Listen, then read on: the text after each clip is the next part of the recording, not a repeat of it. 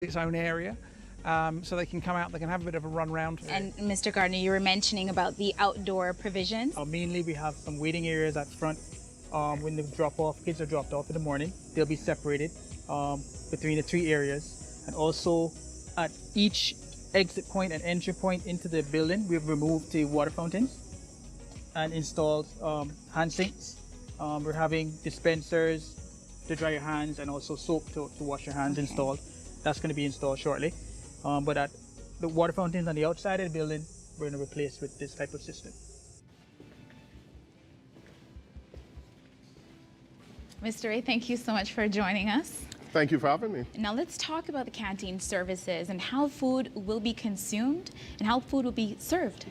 Sure, definitely. The good thing about the canteen service is that it was one service that really had the protocols established long before we had any issues with regard to COVID, because typically canteen servers would be in a position where they would have been covered with masks, they would have used gloves, they would have sanitized the dinnerware that was being used. So all of that will continue. The key part that will be quite different is that meals themselves won't be served within the cafeteria area. They'll be served within the classroom, right? And some schools may have all meals picked up for class and taken to the classroom. It may be a case where students are coming and collecting meals and going back to the classroom, but that's up to the organization of the school and how best they do it. But the important thing is that it'll be covered meals and the eating of the meals wouldn't be in the cafeteria space itself. Thank you, Principal Reed, for just giving us a little bit more insight, and Mr. Ray to you as well. But I'm going to stay with you a little longer because I know that there is some measures and protocols for new school bus transportation. Absolutely. So we're going to head out and check the school buses for some of those measures. Absolutely. Let's go.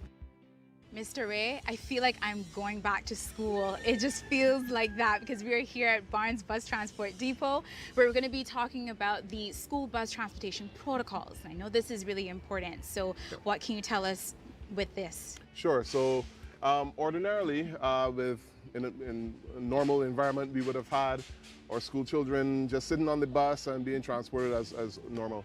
With the advent of COVID, of course, we had to put other protocols in place. And the main thing that we are going to do, we're going to make sure that we sanitize hands when they get onto the bus.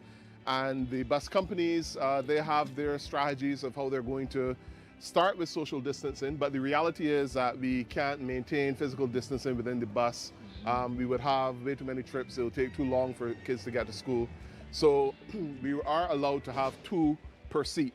But here at Barnes Bus Transport, Mr. Barnes has his strategy, as all the other bus companies do, in terms of how they're going to allocate students to seats. So I think it might be useful to speak to him. Well, you know, the first thing as we enter the bus, you have to, no mask, no entrance. You have to sanitize your hand. That I will do for you as you step up on the bus. Okay. Oh, wow. So we have their markings. Now we have this marking for a reason. You know that it's 2 to a seat, but we start with, not with the X's. When you see the blank, you can sit there. Mr. Mark will sit on the other side. Okay. And then who else? Animal come. Then the next student will sit here. And then the next one will sit here until the bus is full up down. So the bus will be sprayed out. That will be before each pickup. And after we drop the children off and let them off at school, then the bus warden or the driver will sanitize with a little hand beer. Yes, because they touch a lot of different places. Anyway, that we will do that each time before the bus go back out. Now when the bus go ready to go back out for the second pickup, we'll do the same thing again. And each entrance for the bus, children will sanitize their hand. And the bus warden sits here, the driver sits there, nobody sits across from the driver. So the driver will have no connection with the children, only the warden, unless the driver have to get involved in something. Basically, Shanda, I think the important points, you know, we making sure that not only the students, but the bus driver and the bus warden are kept safe. So the disinfecting, the sanitization of hands, the X's on the seats to kind of demarcate where students should sit initially until the bus fills up. All of these are protocols that we're putting in place just to make sure that we keep everyone safe, spaced as much as possible for the initial part of the trip. But as more students get on, we've got clearance from public health to allow 2 per seat, provided that masks are worn constantly throughout the trip. Mr. Barnes is just one example of a number of dedicated companies that we have providing this service to our school children. When we think of the responsibilities of teachers, the responsibilities of special support aides, teacher assistants, any staff in schools, the reality is that the very first interaction that students have with anything school related, for most of them, is the school bus, because the school bus picks them up first in the morning. Yeah. So this sets the tone for the rest of the day. Parents are very concerned with this step. Like you said, it sets the tone for the day and for these kids. So seeing it and having that visual, it helps parents and puts them at ease, knowing that, hey, my kids, I'm sending them off for the day, and they can be confident that they're in good hands. Absolutely. There you have it, an inside look into the state of readiness into our government schools in the age of coronavirus. I'm Shanta Gallego.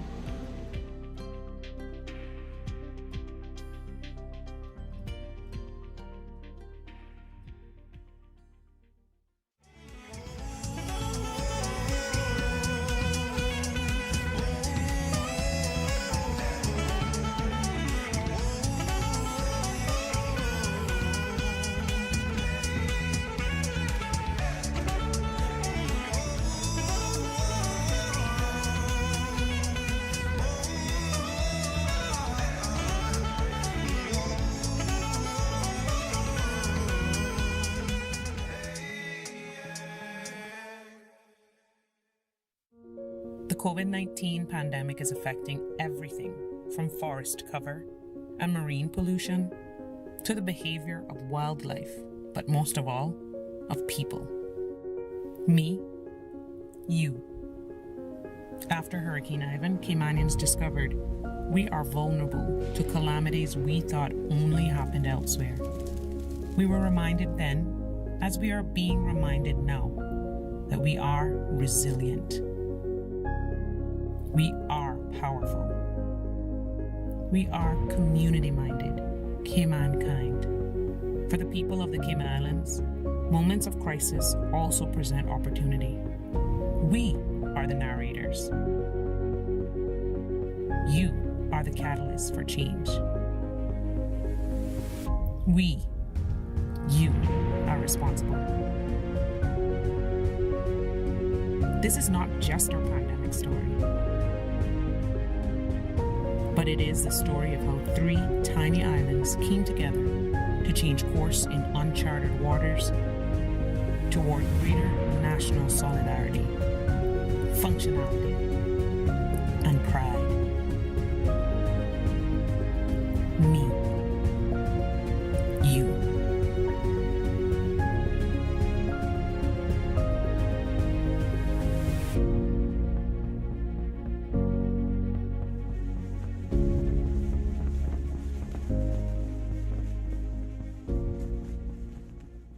Helping children cope during the pandemic is important. Remember to lead by example and take care of your own needs too. To support your child, listen and acknowledge their fears and questions. Provide clear information and be aware of your own reactions. Help children by creating new routines, limiting their exposure to media, and encouraging them to talk about what they've seen and heard. For free and confidential support, call the Mental Health Helpline at 1-800-534-6463. The coronavirus has caused our most vulnerable to feel isolated and lonely. Due to their age and the probability of having underlying illnesses, our seniors rely on family and friends for comfort. You can help protect our elderly by sharing your love from a distance by following these helpful tips. Remaining at home can lessen the possibility of contracting the virus and passing it on. Reach out to nursing homes or those in assisted care by sending homemade cards, artwork, or handwritten letters. Call your elderly family members often and stay on longer. Read a book or watch a show together while on the line. Gift books, games, craft supplies, a deck of cards, or maybe a puzzle to your elderly family members. There are many resources that can help us care for our elderly. For a list of these, please visit www.gov.ky/coronavirus or call the Older Persons Helpline at 1-800-534-2222.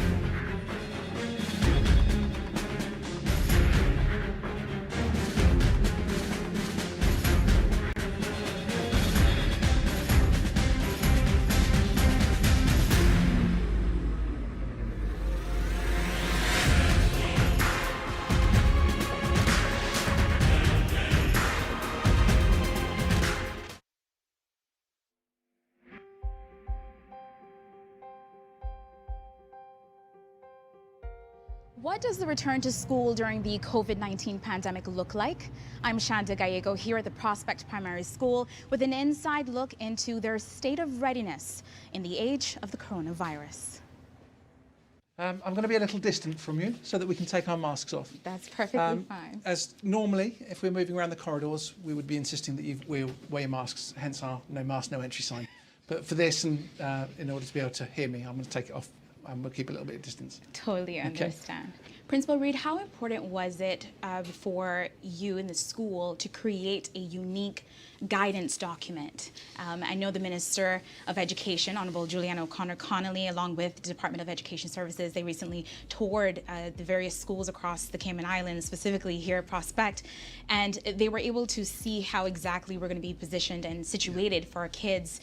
So how important was that to create the guidance document unique to your school and to your students? There are certain key concepts that have got to be common to all. And for that guidance, we've got guidance from the Chief Medical Officer, we've got guidance from the government on opening schools. But you're right, we have to make it unique to the schools because each school is different. I mean, our smaller schools in the East End can do things differently to us. Mm-hmm. We are a completely enclosed building with 28 pupils in most of our classes, so we can't operate in exactly the same way as the school next door that don't have such large class sizes. So we know our building, we know how we can make it work within a set of rules, and that's what we've had to do. Okay, and I know the minister actually came right in when you're doing the preparations. So I know that there's still a little bit more finishing touches that we have. So let's talk about the measures and some of the, additional measures that have been put in place to ensure that when these kids come back to school, they're back in a supportive, nurturing, and safe environment. Yeah, absolutely. One of the biggest changes is going to be, as a visitor coming to the school, once the children are back, this is as far as you're going. Because once we go past this point, it's going to be staff and students only, because we want to limit the number of people that are coming into the building. Thank you for joining us. Let's talk about these additional measures, and I know that's unique to each school, right? Yeah, what we've done, we've taken an integrated approach across all schools throughout all 3 islands. We have standardized signage on the ground indicating the 6-foot distancing throughout the corridor, and also for the plexiglass. We're installing plexiglass barriers at all reception stations throughout the whole of the schools. Okay. There's a little backlog of plexiglass, but in the event we'll have some plastic or something else that would substitute that until we get the plexiglass on island.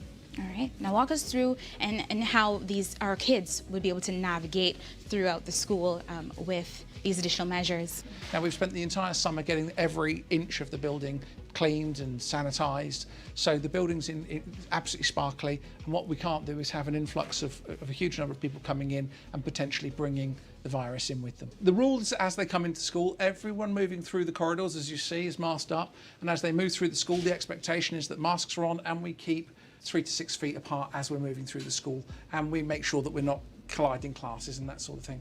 As we go into classes and the children are sat down, and there are desks, and I'll show you a classroom in a moment, the classes are set up to be socially distant. When the children are sat down and they're working quietly, at that point they can take their masks off as well, so that they can take part in the lesson and they haven't got their masks on for the entire day, because that would be a bit much for them. So we're still having ongoing works go on as we walk. So you'll see desks being moved, you'll see desks being cleaned and that type of stuff. Okay. What we will ensure is in place is that the students know that we only have 3 people at a time in the bathroom. We'll be drumming home to the children that when you've been in the bathroom, normally you'd be washing your hands, but at this point you're doubly washing your hands to make sure. The children will have spacing out in the corridor here to remind them that if there are other people in the bathroom, they wait and they go in, so there's only a couple in there at any point. So as we enter this sign as standardized, 3 foot. Keep your distance. Keep your distance. And then in every classroom, there's 3 foot from end to end. So basically, it's about 5 foot total of social distance. Okay. All desks are being wiped down twice a day. When the kids go out and they come back to have their lunch, we'll have them wiped down again. And what I'm really pleased about today is that we're allowed to once the children are sat down, they can take their masks off during lesson times so they can get on with their work, and that's really great, because I know that's been a bit of a worry for parents.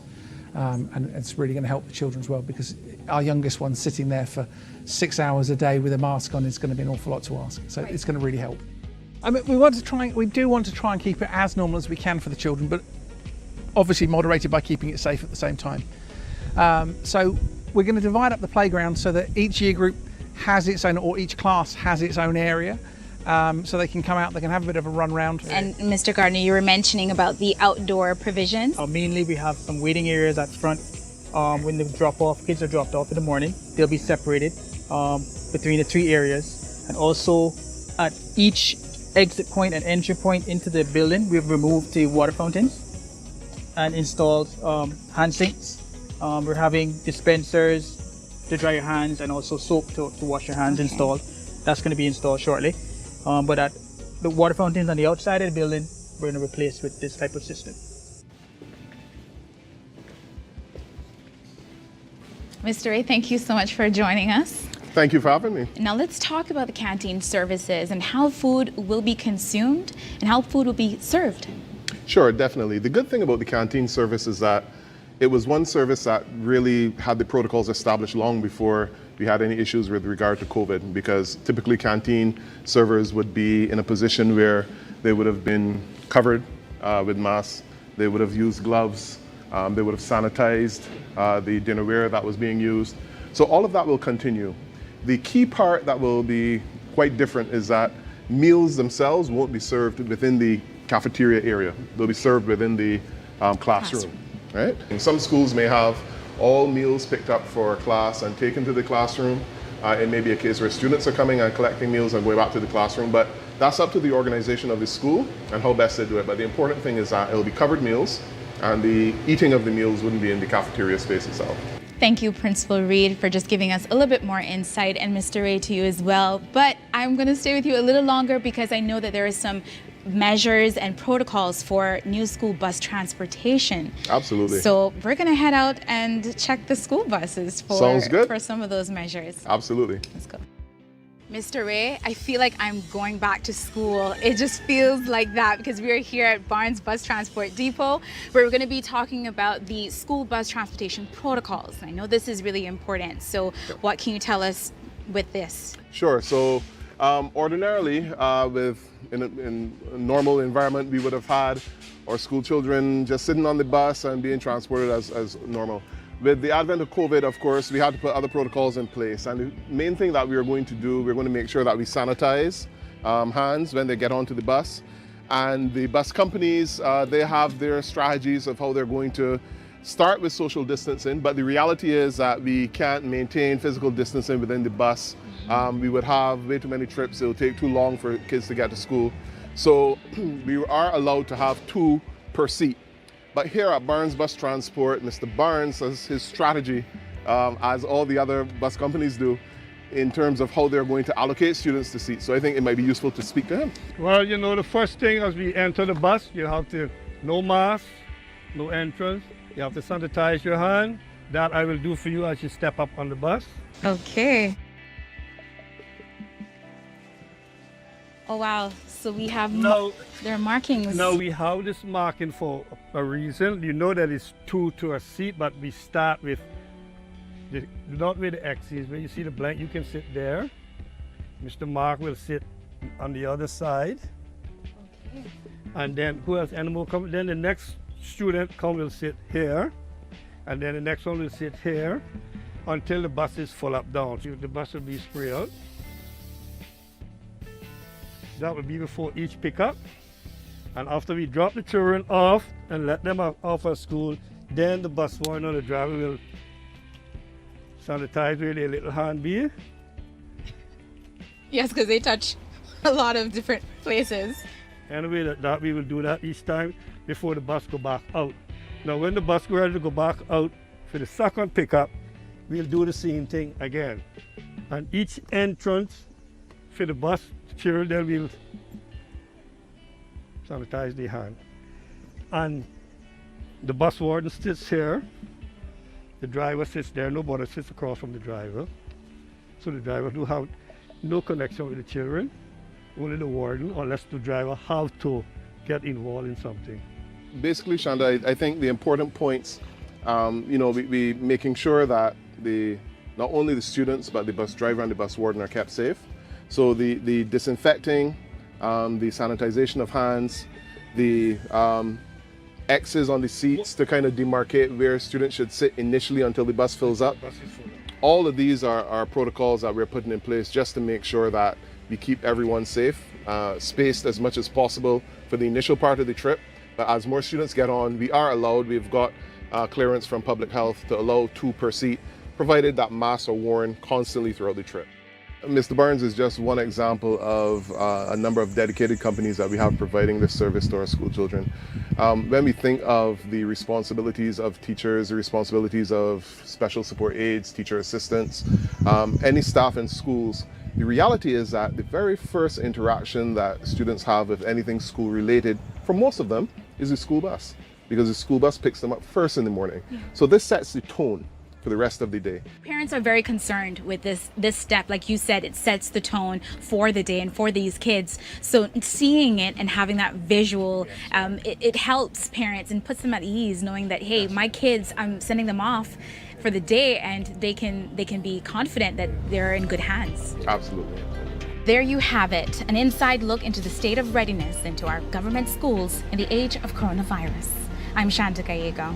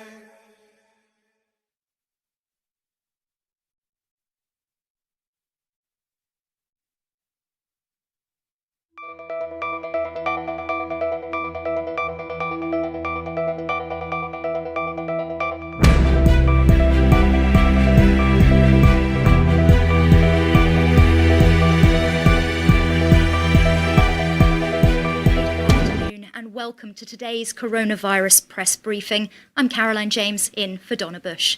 Welcome to our viewers on CIG TV, YouTube, Facebook, and our listeners on Radio Cayman. Today's prayer comes to us from Pastor Dr. Stephen Tillis. Our Father, we pray in the name of Jesus Christ that you would give wisdom to our leaders and those who are in authority. We pray for the protection and for the health of our people. We pray for our frontline workers that you would guard and protect them daily as they serve the public. We pray for cooperation from and protection and provision for our residents. We pray for the eradication of the COVID-19 virus.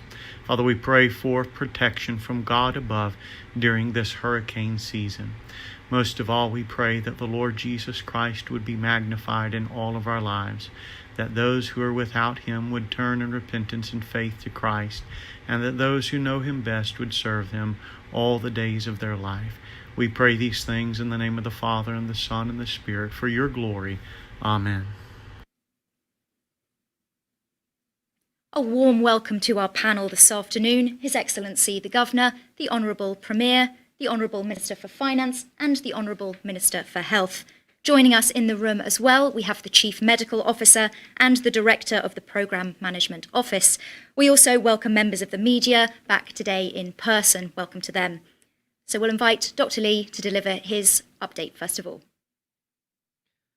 Good afternoon. There are a total of 337 PCR tests which have been done since yesterday. There were 2 screening tests which are positive, and one of these people is symptomatic with symptoms which may be related to COVID-19 disease. Both of these people were travellers and remain in isolation. That brings the total of 213 people in Cayman, one of whom is symptomatic and 2 asymptomatic. There are 324 people in government facilities, 121 people isolating at home, and the number of calls to the flu hotline on the previous day were 1, and that call was flu-related. it's not really business as usual for people in isolation. So I really wanted to share that message with you today. We are placing an enormous amount of trust in the people in isolation. We have a lot of different mechanisms to ensure that people are going to stay isolated at their homes. But please make sure you don't encourage anybody to visit you because they are not allowed to under the regulations. Additionally, if you have any emergency work that you need doing, please discuss it with Travel Cayman first. Do not assume that you can ask anybody to come to your house that you have not talked through the situation with Travel Cayman. Any work of remedial nature, such as plumbing, electrical work, air conditioning work, if it can be postponed until the end of your quarantine period, it will need to be postponed. It is not business as usual. There is also a defined pet policy relating to, for example, dogs and cats, and I appreciate the support of the Department of Agriculture, amongst others, in helping with that. But that pet policy defines what can and can't happen around isolation homes. Just some figures for you. So around the end of September, the incidence of people who are COVID positive in Miami is 0.27%, which is roughly 3 per 1,000. At the end of July, that was 1 per 100. So the figures are improving in Miami and in Florida and in the States overall. In New York at the moment, it stands at 0.17%, which is roughly 2 per 1,000. And in the United Kingdom, by comparison, it is standing at 0.08%, which is roughly 1 per 1,000. I don't, unfortunately, have the numbers for London or the other cities of the United Kingdom. We do have them for the USA. Those figures are shared from Public Health England on a weekly basis. Going forward, please be alert, everyone. The more travel that we have, the greater the chances that COVID-19 might come back to our shores. Of course, we're doing everything we can to prevent that, and we hope it will stay away for good, and that in due course we will begin to open up even wider with the presence of the vaccine. But unfortunately, the vaccine won't be a panacea. It could well be that even with a vaccine, we may need to go back, if the flights go back to normal, to using masks and distancing in order to keep us safe, even though we're much, much less likely to catch anything once a vaccine is present. In case there is an uptick or an upsurge, the government has developed contingency plans to consider those. So please, be advised that we've thought about that and we have plans in place. Should that, I know Premier will be unhappy with me to talk about that because he doesn't want there to be, and none of us do. But should there be one, we have plans in place. Thank you. Thank you, Dr. Lee. We have questions from members of the media. We'll begin with Caymanian Times.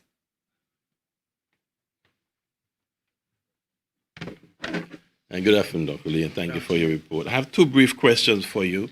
What is the incubation period for the virus before it can be detected? It's up to 14 days. We say up to 14 days because that's going to catch the very large majority of cases during that time. So you may, if you've had contact with the virus at day 0, it may take you up to 14 days for you to demonstrate any evidence of the infection, which is why we continue to hold the quarantine period at 14 days. We know from some jurisdictions actually have 7 days, so they are taking a higher risk at this point. They are doing so, yes, and a lot of countries have different periods for that quarantine during the incubation period, but it mustn't be confused with the period once you've had the disease, because actually that's shorter. So actually, under our regulations in this country, after 10 days of being COVID positive, if you've had no symptoms, you can be released. So it's a shorter period than the incubation period. The second question is, as you know, we're in influenza season, and do you collect regular statistics on influenza? We do. It is a notifiable disease as well in this country. We collect regular statistics. We have not seen many cases. I don't think we have had any at all. I challenge you to remember the last time you saw somebody with a runny nose, because we're doing so well at keeping all the respiratory diseases down. If we can continue that, which would be great throughout the season, then that will really help our health statistics for this whole period, which is the influenza period.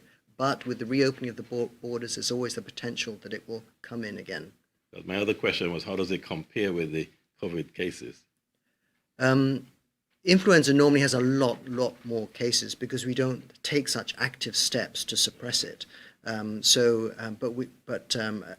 the moment we haven't had any. So at the moment, COVID is winning so far this year. So should we still take those flu shots? I certainly feel that anybody in an at-risk group should, because if it does reappear, it's going to give you extra protection. And if you're already in an at-risk group, then you're more likely to develop consequences either of influenza or of COVID, and potentially of both. Okay, thank you, Doc. That's all for me today. Thank you.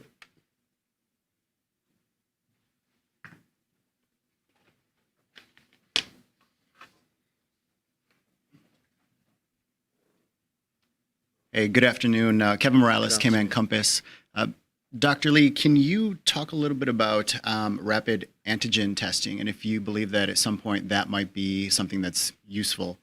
I think your words are exactly right, at some point. Okay. The issue really relates to the sensitivity of the test. So PCR testing is currently much more sensitive than rapid antigen testing. They are rapid, so you get the result really quickly, and I heard that even President Trump had a rapid antigen test before he went on to have his PCR test. The problem is that because of their lack of sensitivity, it's been advised by the WHO in a document that was published on the 11th of September, so a recent document, not an old document, that says we should not be using them when we have low levels of infection, which we do in this country. We should not be using them when we have easy access to PCR testing, which we do. And we should not be using them for screening, which is exactly what we would be using it for. It is certainly the case that if you do not have access to PCR testing, it's much better than doing nothing. And so in that situation, or in situations where the disease is rife, it can be very useful. But in Cayman's particular case, not yet. I think we will definitely get to a situation where they do become more sensitive, in which case it's much cheaper, it's much easier, we could use it much more widespread, but we're not quite there yet. And since we're talking about the testing equipment, can you give us an update on how many tests we still have here on island? In terms of? Well, we've tested nearly 40,000, yeah, or we've had nearly 40,000. Yes. So are we still in good shape? We are still in good. All the tests of the general population that come back, apart from the one that came back about 2 weeks ago, continue to come back negative. So I continue to be reassured by that. We're actually trying to ramp up the testing because the amount of travel, the amount of mixing that's coming from outside is increasing, even though those groups they're wearing their masks, they're keeping isolated. As they travel through the system, there's still the risk levels are increasing just by the sheer numbers. So we're ramping up our testing. Sorry, I should have clarified. In terms of just the number of tests that we still have available. Our ability. Yes. Yes. There doesn't seem to be a difficulty getting hold of testing reagents and so on at the minute. There's no report of that. We still have several 100,000, the ability to test several 100,000 from the gift and the purchase that the government made earlier. All right. Thank you so much.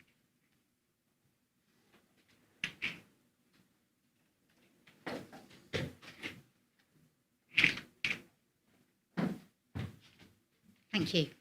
Good afternoon, Dr. Lee.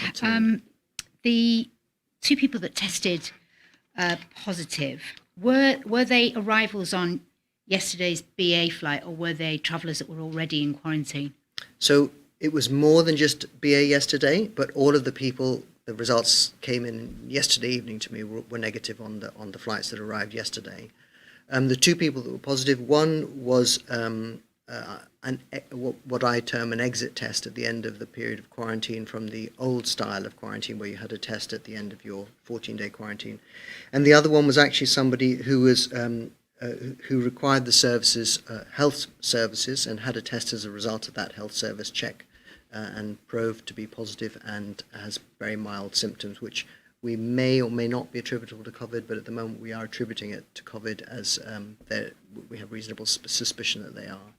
Okay, you lost me there. So that person tested positive for COVID? Correct. But you're still saying you're not sure that you're going to treat it as COVID? Sorry, I beg your pardon. I may have used the wrong word. Let me rephrase that. Whether their symptoms are related to COVID. So they had their original medical condition that they presented for may have produced the symptoms, or it could have been COVID related. And it's quite difficult because it was just a mild temperature. So it was impossible to tell which of the two was causing that temperature. So they presented for something else? Yes. was that person in isolation, or was that person? That person was in community? isolation, had been in isolation since they arrived. Okay. Is anyone under public health supervision then at the moment, rather than, I think we said that if people got positive tests, they wouldn't be forced to go to government quarantine, but they would go into, oh no, you said that then none of them are arrivals. Is that right? So all of the positive people are people leaving isolation rather than ones going in? One was leaving, so they would have stayed put. The other one was already in isolation, actually in government isolation. They're both in government. So they're just staying put? Correct. Yeah, so that question doesn't arise. Yeah, that will arise The first one, to be absolutely sure, I'm pretty sure they're in government isolation. It could have been they were originally in home isolation. I don't think they were, but I haven't got that on my fingertips. Cool. No, but that's okay. So my other question then, it relates to the random test. So I'm not quite sure whether that question is for you or whether it'll actually be for Dr. Garcia. I thought I saw her. Yes, she's hiding behind a plant. But just in case, I'll ask it and then perhaps she can answer, which is, do we have any figures on the amount of random tests that have, or random visits, I should say, the random visits that have been carried out to see whether people are staying home as they're being told to stay home? Is that... That sounds like one so for I can ask her. Dr. Garcia. Okay, fine. And the other thing is with regards to the persistent and, as always, rumours about people leaving, breaching protocols, all that kind of thing. We have had persistent reports that Tilly's in particular, that there appears to be breaches of isolation protocols there, and that there was at least one breach with people visiting one of the 29 households from British Airways. Do you have any, can you reassure the public that if there has been breaches, that you've done something about it, and to re-emphasise the issue about the trust? So, I can't say it enough that we really hope that people will comply with the regulations. Cayman's been remarkably good at complying with the regulations all the way through this, and I hope to continue to ask them to do so, to continue to comply. Those reports would come to me if they were credible reports, even if there were suspicions, and I haven't received any of them, Wendy, myself. If people see people visiting, neighbours, whatever, if they see people visiting, should they be alerting the authorities, or is that maybe a little bit too much of an invasion? No, I would encourage them to do so. We want to keep an eye on this, and we do have a communal responsibility to make sure that to protect the public. So I would encourage them to do so. That's all I have. I just want to get the number from Dr. Garcia. That's it for me. Thank you. Great, thank you. Thank you, Dr. Lee. We'll turn next to the Premier for his first update. Hello, everyone. Good afternoon. I have quite a bit today. I want to first deal with a report essentially on the success of the home isolation trial, which concluded a day before yesterday, or actually yesterday, I should say, yesterday being the first. And then I will ask Dr. Tasha Garcia to make herself available to answer any questions the media may have, because she has a flight to catch. And then following that, I'll ask His Excellency to do his bit before I start my rather long list of reports. So, the home isolation trial provided a great opportunity to train the new teams, refine the process, and enhance the technology solution. As I've just indicated, it was overall very successful and contributed to the success of yesterday, that is, us being able to move in to the next phase. Despite the rumors, there were no breaches of home isolation of which the authorities were aware, and no one was referred to the police or warned for prosecution.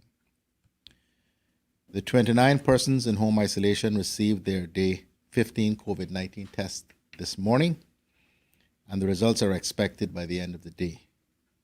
If they are negative, the mobile compliance team will go out to the homes and do what they call the offboarding. I keep learning these new terms.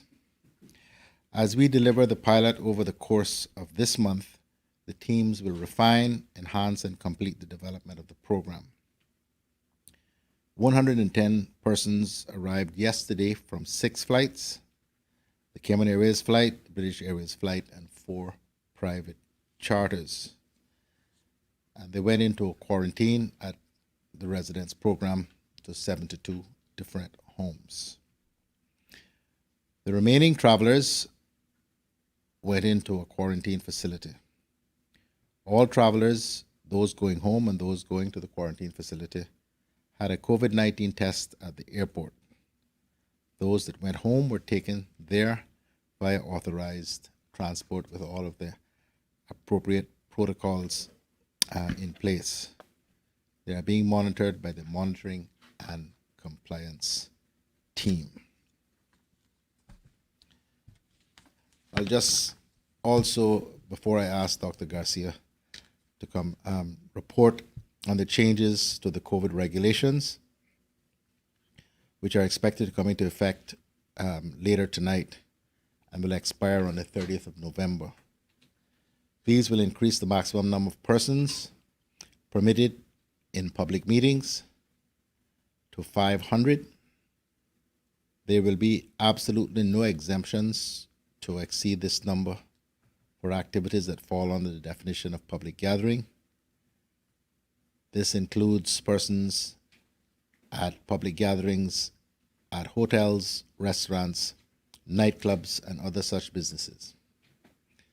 The increase also reflected with maximum public gatherings is also reflected with maximum public gatherings on a boat or group of boats. We are allowing the ability to fish outside territorial waters as follows. We will allow the ability to fish outside territorial waters without having to quarantine upon return, as long as persons have advised the Port Authority and Customs and Border Control and received approval and a rotation number. Boats that receive clearance to go outside of territorial waters can do so for a maximum of 48 hours and are limited to 25 persons. The operator of the fishing vessel shall provide the names of the captain, crew, and all passengers and shall possess clearance to leave the waters issued by Customs and Border Control. Additionally, all vessels must declare if they have allowed anyone other than the persons cleared to depart to board their vessel while on the trip, or to declare such occurrence. Failure to make a full and truthful declaration will be an offense. Persons fishing outside of territorial waters will be limited to doing so at the 60 Mile Bank, Pickle Bank, the 12 Mile Bank, Lawford's Bank, and at the fish attracting device. With regard to the wearing of masks indoor in public places, on the advice of the Chief Medical Officer, the minimum age where a person is required to wear a mask indoors at a public place is 10 years of age.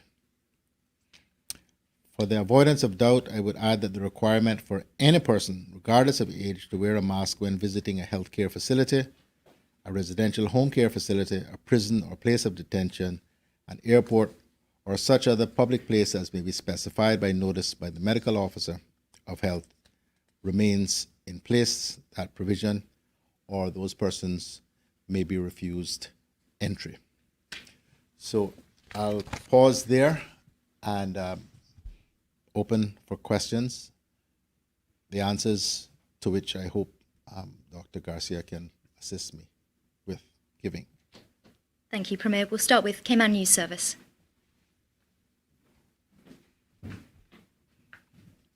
Thank you. Good afternoon, everyone. Premier, it's probably for Dr. Garcia, but the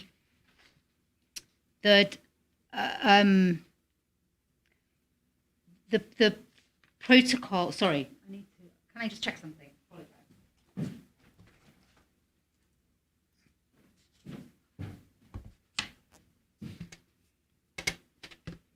Oh yes, the public gatherings from 500. Just 500. To 500, just when we're allowing a whole batch of new people. What's the motivation for that? Well, we're constantly receiving requests for exemptions to hold some function or the other. And the analysis is that the country is still COVID-19 free, except as it relates to persons who are arriving. And we are confident in the protocols that we have in place, that we are able to discover those that are positive, and the system so far has worked extremely well. So it is based on now many months of doing this that we have the confidence that we think we can safely increase the numbers. Given that there will be now more random testing required, as we've got, I think it's sort of quite a few, 110 people in their homes, or is it 72 houses, 72 different households anyway? They're not random testing. Sorry, Targeted. random visits. The random visits, have we increased the number of the staff? Random visits by whom? By public health? Yeah, the people who are checking that those who are in isolation are still in isolation. So how many people do we now have doing that? Like, what's the staff count, head count for those people? I don't have those numbers. The chief medical officer and the medical officer of health may have them, or Dr. Garcia. Dr. Garcia does.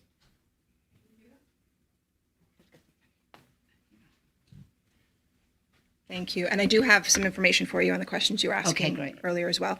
So initially, because of the small number of homes, we had an initial team of under 10 individuals. We're now building that up to 22 individuals, given the number of households we're now monitoring. But over the past couple of weeks, when we had under 20 homes that we were monitoring, the team was averaging 5 to 6 visits per shift, so on average 7 per day. Their shifts they're working are 24 hours. Well, not one team, but it's 2 shifts of 12. Yeah.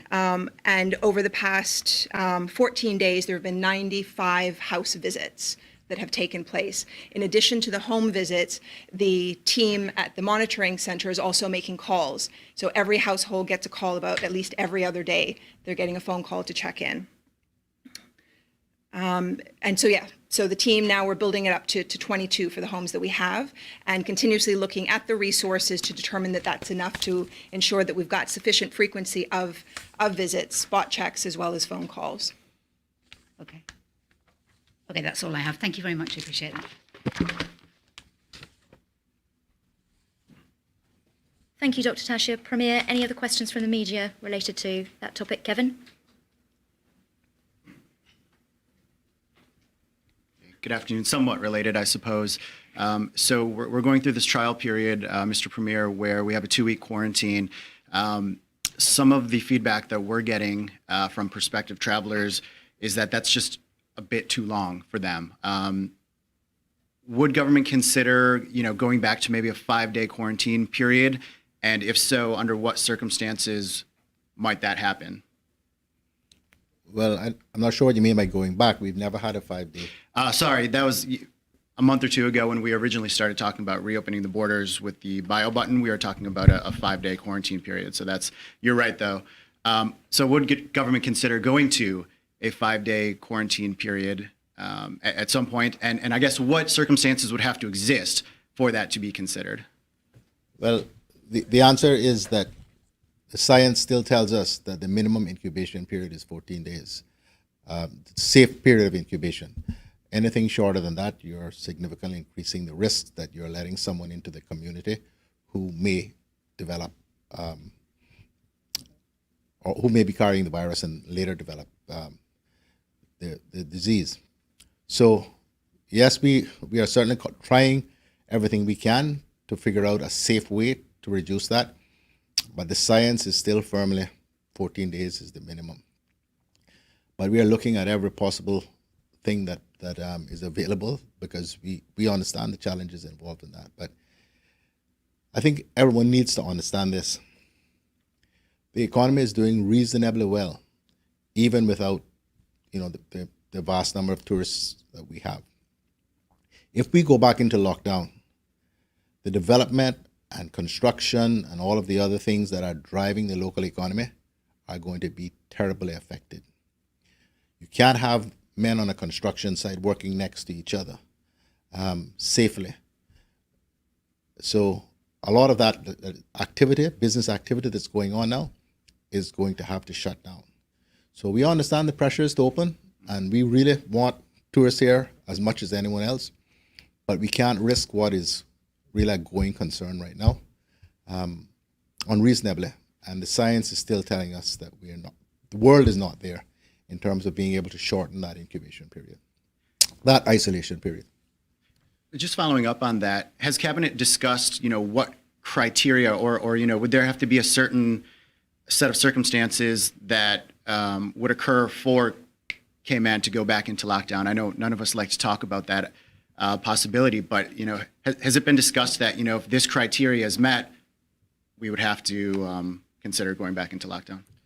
Well, I think the person best qualified to talk about that would be the chief medical officer. But it from the layman's standpoint, it would be where the risk of community transmission is sufficiently high. I mean, it wouldn't be, we wouldn't lock down immediately if we found, 1 or 2 cases of it. We'd have to go through the tracking, tracing process. But if it were determined that the risk of community transmission, there were sufficient instances of it, then that would be where we'd want to go. But none of us, I'm sure, none of us want to go back there. Thank you. Okay, great. We'll pick back up with the panel, Your Excellency. Thank you, Dr. Garcia. Safe flight. Going a long ways away. Came on Brack. Okay, thank you very much. Good afternoon, everybody. I think we continue to be in an enviable position when you look across the world, and I think it's really good news that our pilot testing, the home isolation policy, has gone very well, and no major issues are identified. So we can go into this new program in October with confidence, and I know that everything at the airport was handled extremely well for people coming in yesterday. But this virus does rage all around us. 1 million deaths, 30 million cases. In the UK, they're up to 7,000 a day, with some areas in the northeast and the northwest seeing particular spikes. And I think all of that just underlines the importance of the extensive mitigations that we have in place to manage the risks from incoming travellers from the US, UK and Jamaica, as the Premier has just said. We do understand anxiety in the community about travellers coming in, but it is worth underlining, I believe, that there's probably no other country in the world at the moment which has such extensive mitigations in place for home isolation. The geo-tracking, the physical surveillance, the testing on arrival and after 14 days, and steep fines for breaking rules. So I do continue to say that should give us confidence and reassurance in our systems. But as Dr. Lee has said, we have to remain alert and vigilant, and if anyone has any symptoms, that they should get them checked quickly.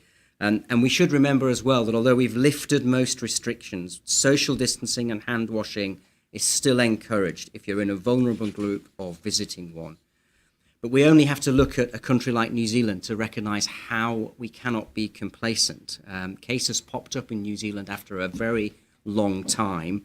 We're dealing with human beings, carelessness happens, mistakes happen. So we do need to be ready, as the Premier just said, to put restrictions back in place if we get community transmission.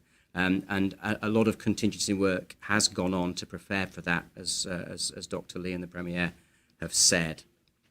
I just want to make a quick remark about transit visas for the UK, which I know has caused a lot of concern for various people. So I'm aware that many do need to get transit visas to go to the UK, or visas for the UK, but COVID has prevented the British High Commission in Kingston from coming here with biometric equipment to take their data to allow the visas. We've been working extremely hard to try and solve this, and I am pleased to say we hope to have the capacity in my office to be able to do the biometric details for people in the Cayman Islands, which will become an even bigger problem now that we're ending the immigration amnesty as well. I also just want to remind the public to remain alert and vigilant about the various scams and fake posts on social media at the moment. There seems to be a big increase in recent weeks. I think you'll all be aware Minister Rivers There was a fake account approaching members of the public asking for cash.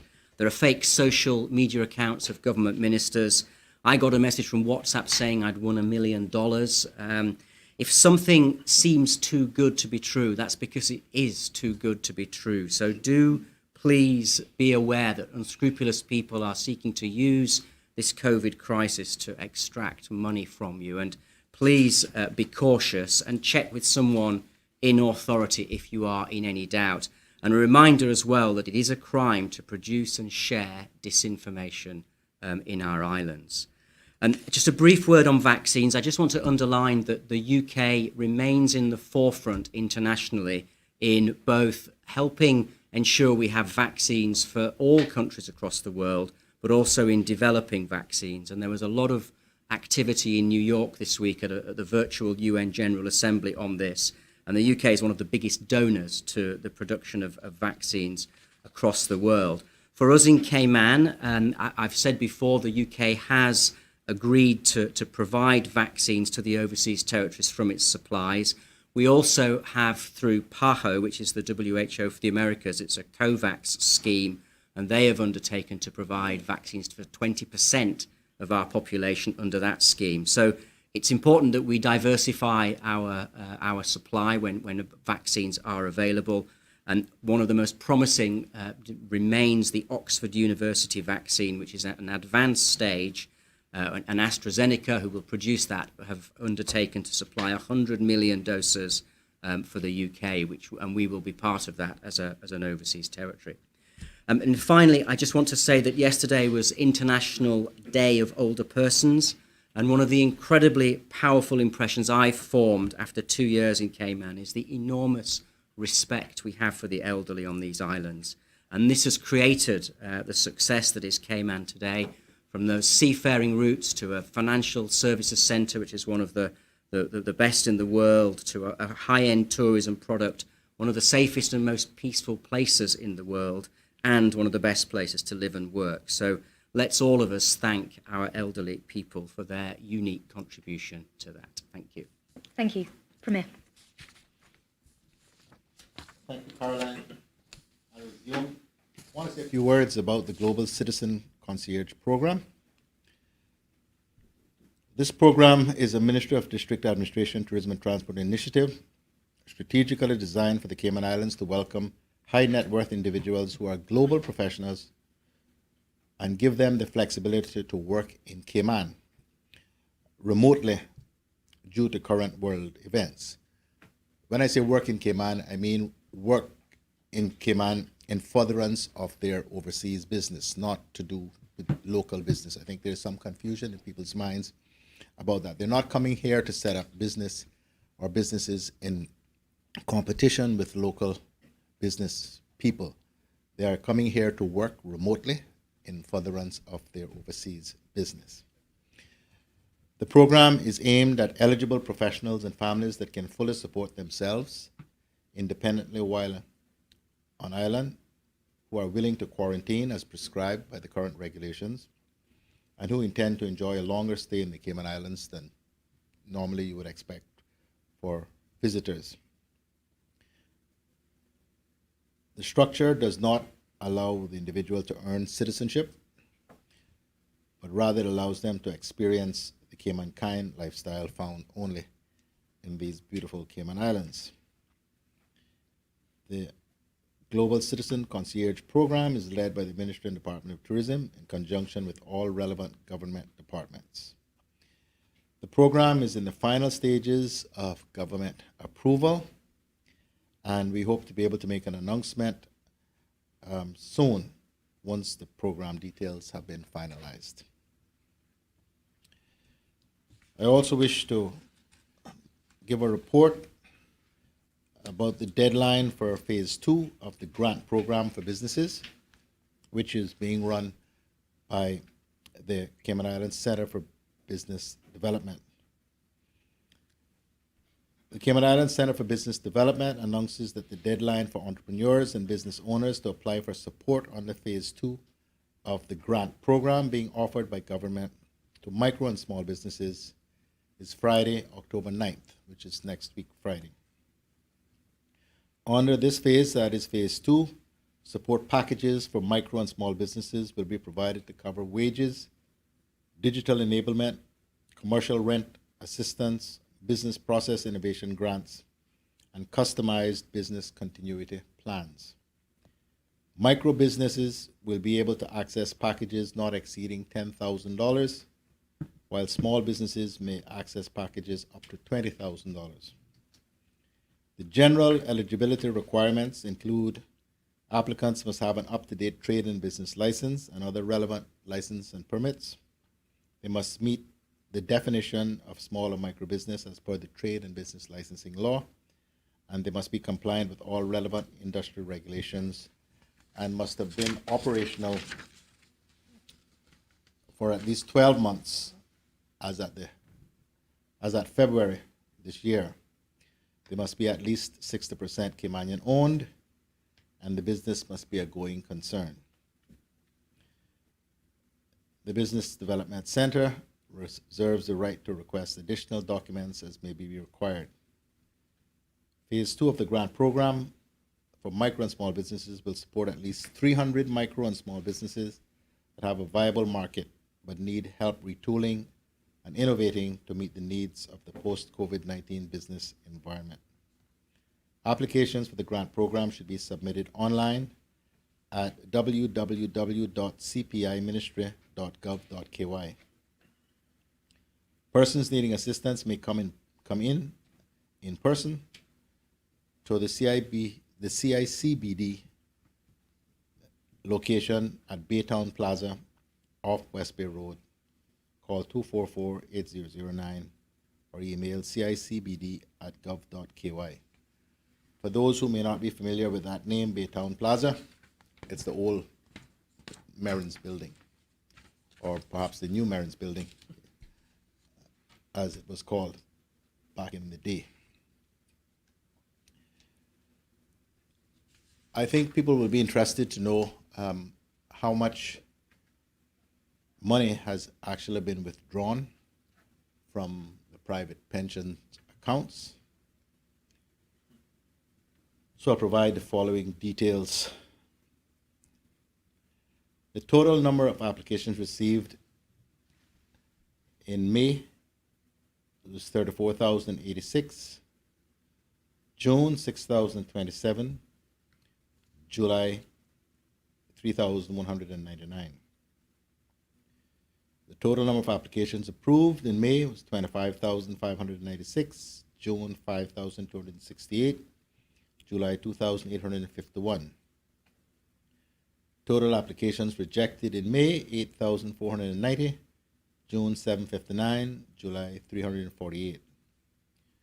The number of applicants taking the maximum permitted, which is 25% of your pension account, May 70%, 70.30%, June 50.80%, and July 92.21%.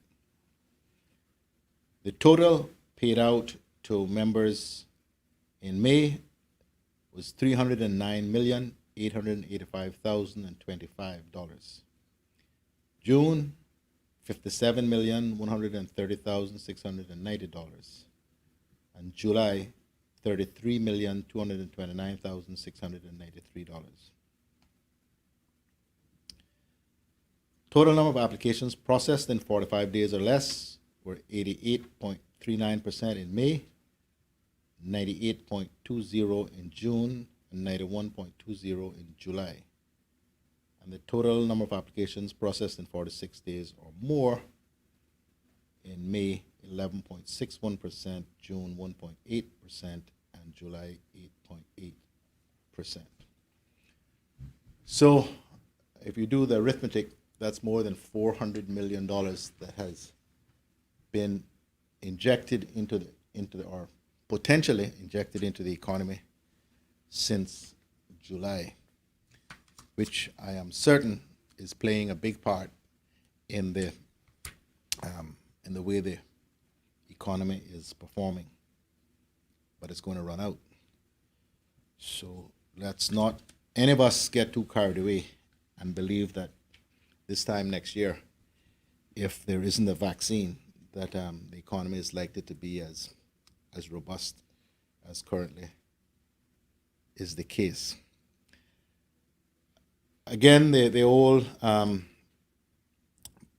bugbear of traffic is back, and so I know many people are interested in what we're doing about this. We are hopeful that we will be able to make a more fulsome statement about how government is tackling this issue broadly. But today, at Minister Hughes' request, I am going to provide an update about the work that is either directly on the way, the physical work, or about to commence. So the NRA is completing the works on the Dr. Thompson roundabout, which is being expanded into 3 lanes. They have transitioned into phase 2 with the widening of the Rex Crichton Boulevard above Barcom gas station. And when this is complete, this will give motorists 3 lanes from Dr. Thompson's roundabout down to Red Bay. This should be completed in another 2 weeks. The next phase will entail creating 3 lanes from Red Bay roundabout by the car wash there to Hurley's roundabout. The NRA is working simultaneously on this project by addressing ancillary works such as curbing, drainage, and utility relocation. It is anticipated they will move into resurfacing later in this month. They're also finalizing gazettal of phase 1 of the east-west arterial, which will extend from Hirsch Road to what's called Little Red Road up near Woodland Drive. Other road works and improvements that are on the cards or actually operating. NRA has started works on the Airport Connector Road. This project will connect the Owen Roberts International Airport area to the Estella Tibbetts Highway and provide an alternate route to North Sound Road. Phase 1 of the project will run from the end of Sparky Drive north for approximately 0.3 mile and then in a westerly direction for half mile to intersect with the roundabout just south of the National Gallery on Estella Tibbetts Highway. They're continuing with the roadworks and shoulder works along the major east-west highway for drivers in that area to have a safer road to travel on, and not just drivers, pedestrians and cyclists as well. They are about to proceed with the widening of the Linford Pearson Highway and Bobby Thompson Way to alleviate the flow into town. And the works on district roads in the Georgetown area is continuing, as will work in the other districts. So this is a slow and tedious process, but some real progress is being made. I now want to address the government guaranteed loan scheme to businesses, which I had mentioned previously. Throughout this pandemic, government has implemented a series of assistance programs to help individuals, especially those in tourism, who are now without income or with lower income. And we have also provided various economic stimulus measures to help mitigate economic hardships to businesses. Recently, Minister Hugh announced a program directed at micro and small businesses to provide grants, which I've just spoken about. Today, Minister McTaggart and I are here to provide an update on the new government guaranteed loan scheme agreed with local banks to assist medium and large-sized businesses that have been negatively impacted by COVID. I will now ask Minister McTaggart to provide you with the details with respect to this.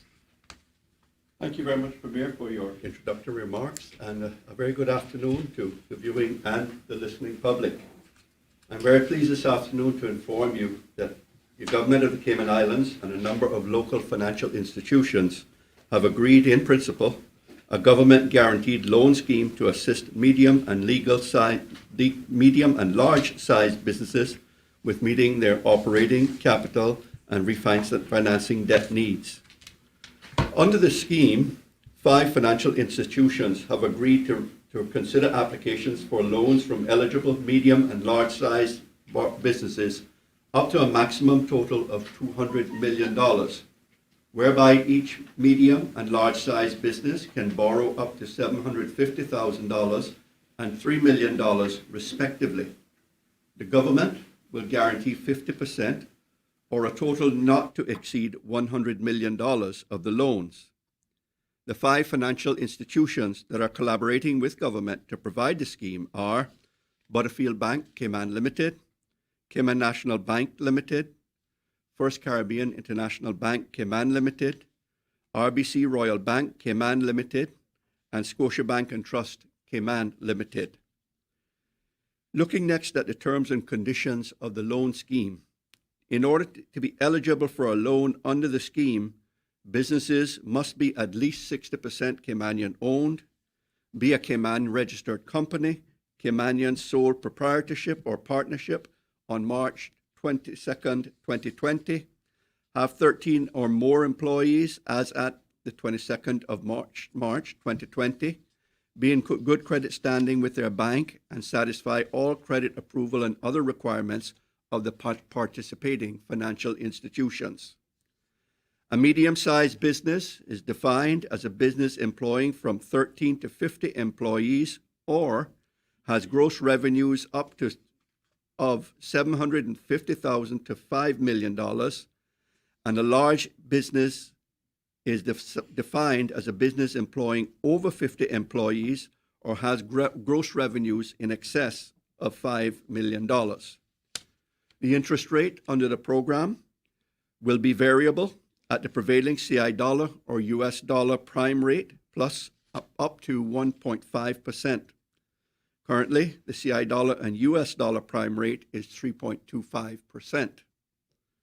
The financial institutions will charge the usual application, commitment, and legal fees and may require businesses to obtain insurance in a sum at least equal to the loan amount amongst any other internal requirements, and may also necessitate other security from the borrowers in addition to the government guarantee.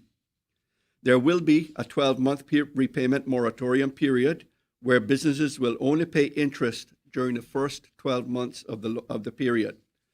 The interest for the first 12 months will be deducted from the approved loan amount and placed in an escrow account. The maximum repayment period, including the 12-month moratorium period, is 7 years, and businesses will have up to 1 year to apply for a loan. Government will also be waiving the 1 to 1.5% stamp duty that may be applicable to any charges placed over assets to provide security for the loans. Other stamp duties and normal charges may also be applicable. As the government guarantee will require approval of the Legislative Assembly, the government intends to present a motion during the upcoming meeting of the Legislative Assembly, which will commence on the 14th of October 2020, in order to seek the Legislative Assembly's authorization of the scheme and issuance of a loan guarantee. It is anticipated that, if approved by the Legislative Assembly, that the loan scheme will be available for businesses to apply for commencing on the 1st of November. The loan scheme will provide much needed relief for medium and large-sized businesses in the Cayman Islands by providing access to loans which might not otherwise be available. And the government is pleased to be able to help ease the economic and financial hardships caused by COVID-19. This is another program developed by the government to provide support for our local businesses who find themselves displaced by the continuing effects of the COVID-19 environment, particularly those who operate in the tourism industry. It is my fervent hope this afternoon that businesses will avail themselves of the opportunity provided by the program. And then I do have one other matter I would like to give you an update on with regard to the postal services.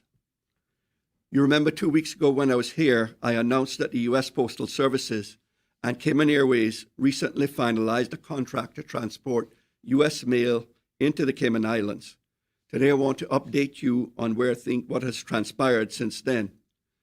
The first shipment of mail, which was about 700 pounds, arrived from Miami via Cayman Airways on Thursday, the 24th of September. Most of that mail in transit was mail in transit via the USPS from Great Britain, Netherlands, and Japan, and was significantly less than what we anticipated. This small shipment was apparently a test of the transportation logistics, but it was still helpful to discover that transit via the U.S. Postal Services from these countries is feasible. Yesterday, our Postal Services received its first significant shipment of U.S. mail and parcels, just under 2,200 pounds. We're happy to report this afternoon that this was all U.S. mail for Cayman. The mail was sanitized overnight, and processing for delivery began at 6 a.m. this morning and is being delivered to all district post offices on Grand Cayman as we speak. British Airways also brought in about 1,100 pounds, about 2,100 pounds of mail yesterday. This UK mail is being sanitized and then processed for delivery to district post offices. If necessary, the Postal Service staff will work over the weekend to ensure that all of the mail that was received yesterday is sorted into post boxes by the close of business on Monday, the 5th of October. Mail for the sister islands will be dispatched on the first available flight. Customers who are expecting goods are reminded to submit their invoices to customs at parcelpost.gov.ky in order to help expedite the processing and delivery of incoming parcels. Going forward, we expect that shipments from the United States Mail are expected to continue to be received on a weekly basis via Cayman Airways. As of this morning, Universal Postal Union mail dispatch system is showing 1,700 pounds of mail from the US and about 450 pounds from the UK in the system. Across the network, worldwide, the system is showing about 4,500 pounds of mail that should be en route to the Cayman Islands. That includes the US as well as the UK mail that I spoke to just now. I wish to assure the public that contrary to what some have said and the criticisms that are being made, there are no hundreds of unemptied mail bags just sitting in the post office. Local and international mail is being sorted and dispatched as soon as it is received. The Postmaster General and her teams, they are working diligently and as quickly as they can to ensure that all mail is dispatched as quickly as possible, and I want to thank them publicly for their efforts in this regard. Thank you. Thank you, Caroline. Good afternoon, everyone. Happy first Friday in October to all. We ought to be proud for all the success we have made thus far, as we've heard earlier, and the work and the trials that we're doing here in October will dictate or how we manage November. We are very cognizant of the many people out of work and still not fully back to work, and we're trying to ensure this happens safely. I'm sure everyone has been enjoying the showers of blessing, and beyond the literal meaning of rain as precipitation, there's a great symbolic significance of the autumn rains in the Bible. Just as rain refreshes dry soil, God refreshes the soul of his people with his Holy Spirit. In that regard, I will read scripture reading Isaiah 45:8. Showers, O heavens, from above, and let the clouds rain down righteousness. Let the earth open, that salvation and righteousness may bear fruit. Let the earth cause them both to sprout. I, the Lord, have created it. Shout outs today. Happy birthday to George Berry. And hope you have a great weekend. Firstly, I want to thank all the hardworking people who ensured the phased border reopening went smoothly yesterday. I thank you very much. As you've heard the updates on the current regulations, I want to give some specific public health guidance for upcoming activities such as Halloween. Our kids have missed out on a lot this year, so we do hope that we can discover lots of fun remaining in 2020 in safe and innovative ways. The Ministry of Health encourages the public who plan to engage in Halloween activities this year to practice preventive measures in order to reduce the possibility of transmission of COVID-19. These include washing your hands frequently with soap and water for at least 20 seconds, or use an alcohol-based sanitizer. A helpful tip is to carry a pocket-sized hand sanitizer and use frequently if collecting candy from others. Avoid touching your eyes, nose, and mouth with unclean hands or after touching candy. Consider wearing a mask while visiting other people's home. Please remember that costumes masks do not substitute for surgical masks or cloth masks made of 2 or more breathable fabrics, covering your nose and mouth. Maintain 6 feet away from other groups as much as practical. Stick to your social groups, the friends you usually see at home or school. Avoid moving between groups of friends. Do not trick or treat if you're unwell, and avoid contact with anyone who is sick. Houses participating in trick or treat activities can do their part too. We recommend the grab and go method. Provide Ziploc goodie bags for trick or treaters to grab and go. This limits the traditional grabbing of treats in one container. If you are preparing goodie bags, wash your hands with soap and water for at least 20 seconds before preparing the bags. Place treats at a few feet away from your door to maintain distance. Disinfect treat areas regularly. Tablecloths and other surroundings with disinfectant where people may regularly touch.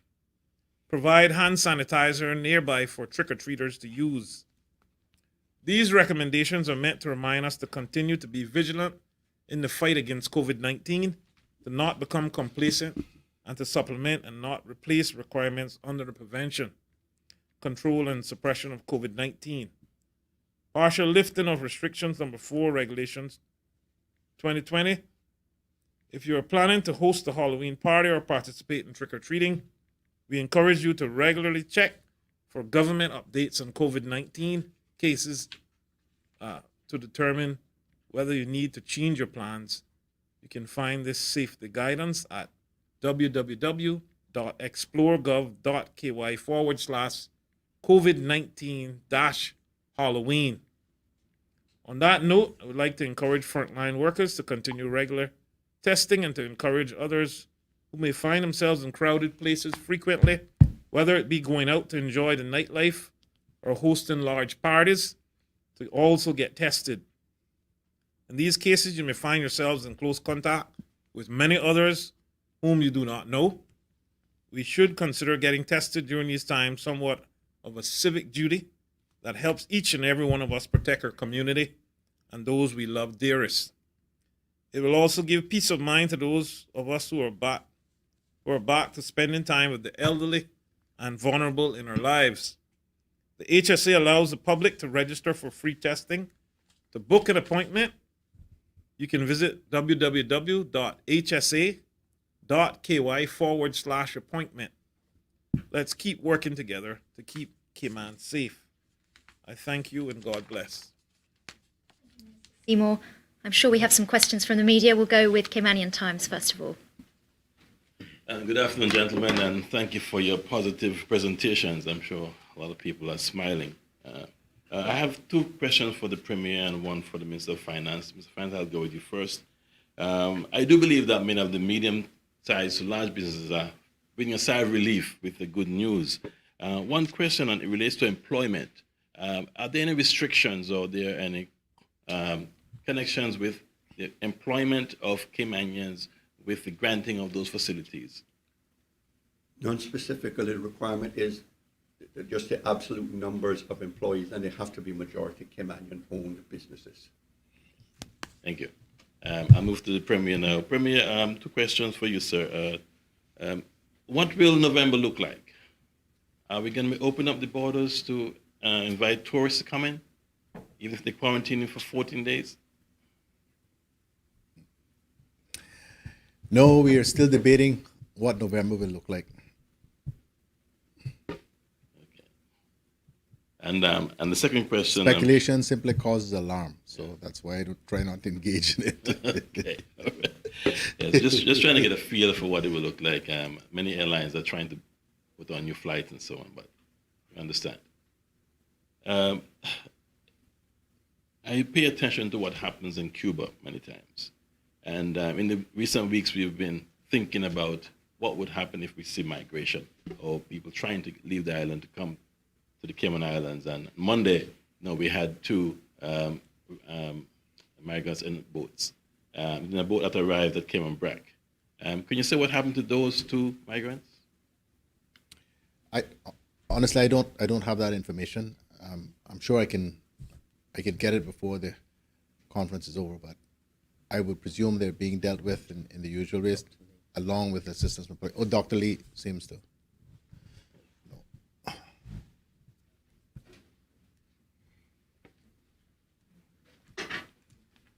I have a little bit more information in that the 2 migrants were tested for COVID-19 on arrival and were negative, and they've remained in isolation as per our regulations for any traveller entering the country. And do we have sufficient resources to deal with any increased activity coming from that island? Yeah, we're always geared up. This is an ongoing issue. Sometimes it's more, it's more prominent than others, but we've been dealing with this issue since the 60s, so we're well equipped to address it. It's only the public health protocols, which would normally not be the case, which are new, and we have some experience with dealing with those now too. So, okay, we'll be fine. Thank you. That's all for me for today. Thank you, Ralph. We'll go next to the Cayman Compass.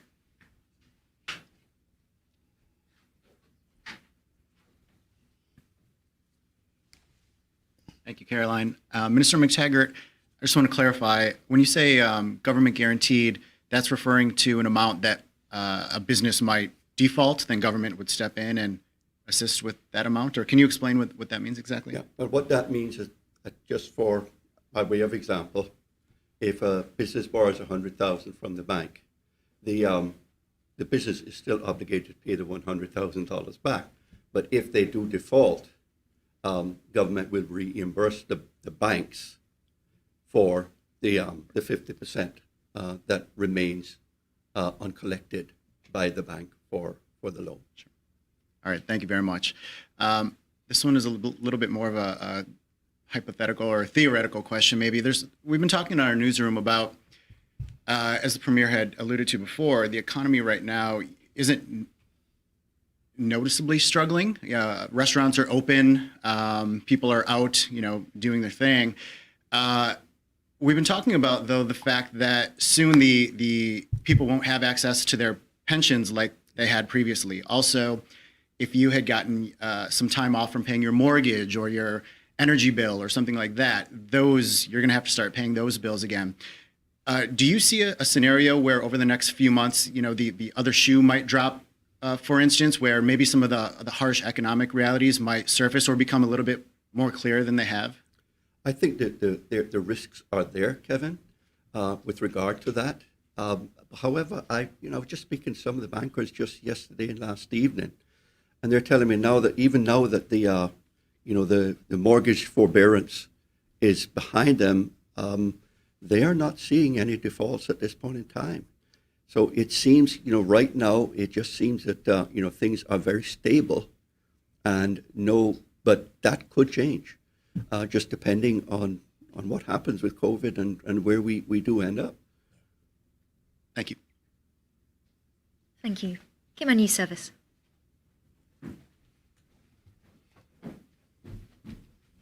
Thank you. That happens quickly. Just one unrelated question, but just to get it out of the way, because I've been trying to find out all week and I haven't had much luck. Do we know if anybody's taken up the civil partnership facility which opened on Monday in terms of applications? I was wondering whether the governor might know. I'm just struggling to get an answer. No one can seem to tell me. I understand there are a small number of people have expressed interest, but I can't at this point say yes, it has definitely happened. Okay, unrelated, right, on to tourism. The cruise, you said before, Premier, that it doesn't matter what the cruise ships say, they're not coming in. So they've been doing it again, which is they're selling cruises to the Cayman Islands for November. In light of that, and in light of the protocols that they have pushed to the CDC about what they're going to do to make cruising safe, have those cruise lines been lobbying your government? And if so, what have you said to them? What's the outcome of that lobbying? What have you said? Well, I don't want to be categoric because we haven't had this discussion at all, but not that I'm aware of. I'm not aware that there's been any recent communication with them. Certainly the Deputy Premier Minister responsible hasn't raised the issue with any of us. So. And what do you say about the November holidays that have been, the November cruises that have been sold? It's just not possible. I mean.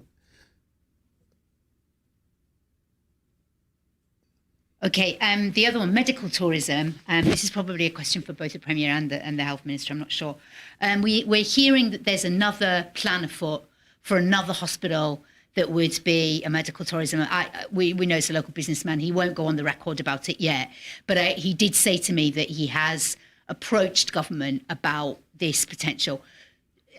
Regardless of whether this particular project, you want to talk about this specifically or not, is there room for another hospital of that kind of size, which is supposedly going to compete with Health City in terms of size and capacity?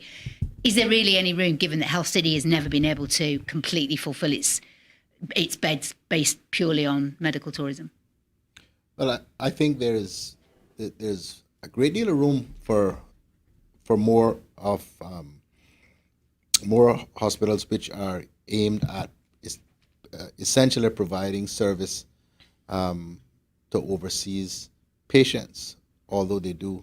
I mean, Health City does an incredible job looking after local people, but that was never its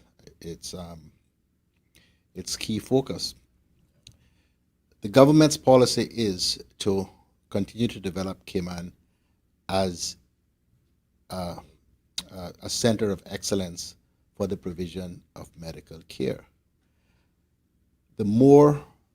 My view is the more of these facilities, these internationally recognized tertiary care facilities that are in Cayman, the better off we'll be. You know, I hear some of these stories about, we can't compete, it's going to cause this one to close down and that one to close down. I remember my father and grandfather talking about the days when Barclays was the only international bank here, and the objection to other banks coming. Now, can you imagine where Cayman would be had the government of the day said, Barclays Bank is enough, that's all we want. So, as they say, you can build it and they'll come. And I believe that with all of the other attractions that Cayman provides, incredible infrastructure, the climate, the people, all of the amenities that we have, that we need to focus on continuing to develop medical tourism as an industry. We can't keep saying no to everything. There are those who don't want the cruisers, there are those who don't want more development. I grew up in a Cayman where we had little or nothing. And I think a lot of people who've come here more recently think that this place we have just fell like manna from heaven. It's taken vision and determination for us to get where we are now, and closing the door to further investors who want to spend real money and continue to develop Cayman as a center of excellence in whatever field is something I think any government that has any vision must embrace. But obviously, given one got the concessions, a second one would want exactly the same kind of concessions. Therefore, the questions come in about where the benefit is. So, have you made any decisions about whether you'd be willing to give that same sort of concession package to another one, as we did to Health City? As you said just now, we've been approached. It's not got beyond that. But because circumstances always differ, and times always differ. I mean, I know there are many who say that Health City got far too much in terms of concessions. I wasn't in government at the time. I can, therefore, I think, be quite dispassionate about that. You know, when Mr. Bush and his administration were dealing with it, the government and the country was in a massive recession, and so all of us were anxious for something or some things to happen which would start to try to improve the economic situation in Cayman. And when government is in that sort of situation, governments the world over tend to make, you know, more concessions. So every set of circumstances differ. The fact that one is a hospital and the other is a hospital, I think, has little bearing on what the government will offer in terms of concessions. We will look at, if we decide to go ahead, we will look at the particular circumstances, what we think is fair and reasonable, and indeed how badly we want this to go ahead. And that will depend, of course, on how important we think it will be to continuing to improve what is offered here in terms of medical care, particularly to the international community.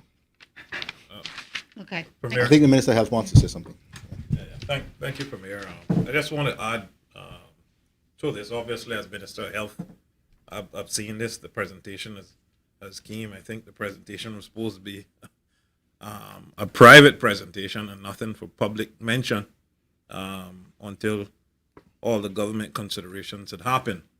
Nonetheless, we're here, and as Minister of Health and my team, I will never take anything to them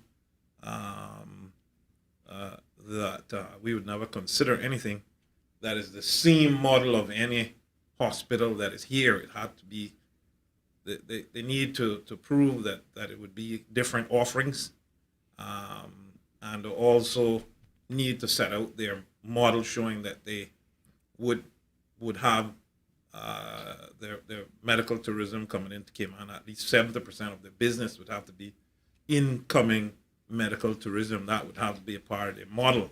I just want to say also that 10 years ago, when Health City was dreamt up, a lot of people were up in arms saying that they were going to lose business. There was approximately about 35 Cayman doctors at the time, and 160 registered doctors under 50 private clinics before Health City came, and they swore blind they would go out of business.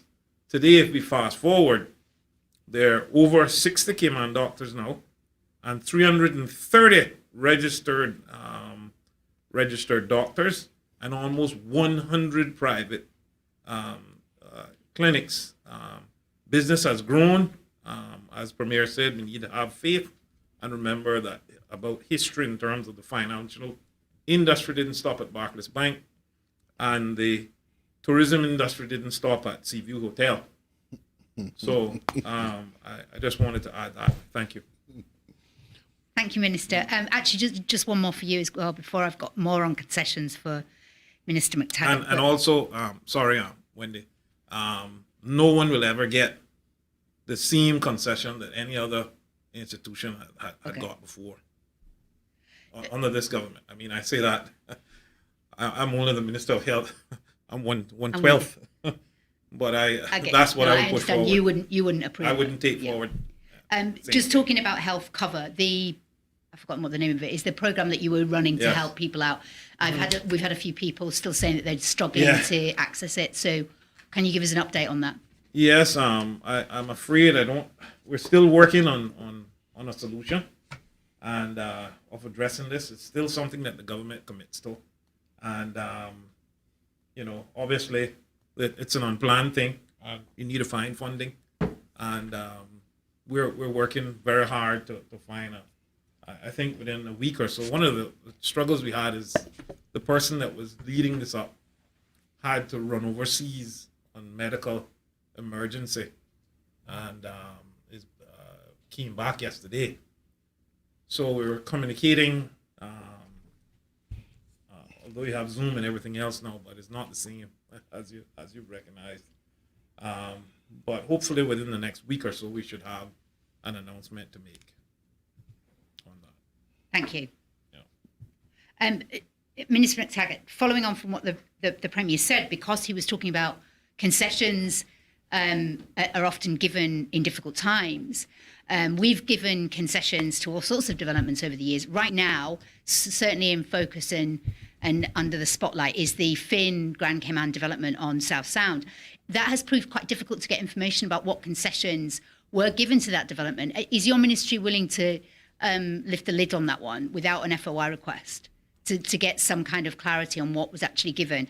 And what sort of transparency do you feel that there should be around concessions, especially given what the Premier's just said about right now, we probably are going to be, the government policy is to depend on development. So how do you feel about concessions, and where would you put the level of transparency? Well, what I would say to answer your questions, the ministry has been trying to develop a concessions policy that we would take to the cabinet to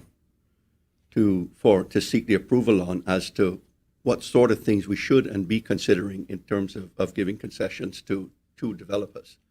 In terms of the specific terms, I mean, I think we have given given out information with regard to concessions to some entities who've made applications under the FOI, and I think we send a request in, we will act on it. If I may just say about concession, concessions seems to be a bad word, but having now been in 3 governments and elected for 5 terms, the 8th of November will be 20 years. I've seen at least 2 significant recessionary periods in Cayman, and some smaller ones. So the difficulty with developing a concession policy, and that's what I think we're all grappling with, is that there are different circumstances all the time. So what may seem to be a most reasonable concession when as it was when we took office in 2013, and Caymanians were at a 10.25% unemployment rate, and people were losing their houses by the dozens, and there was massive economic challenges, not just in Cayman, but globally. Still coming out of 2008 recession.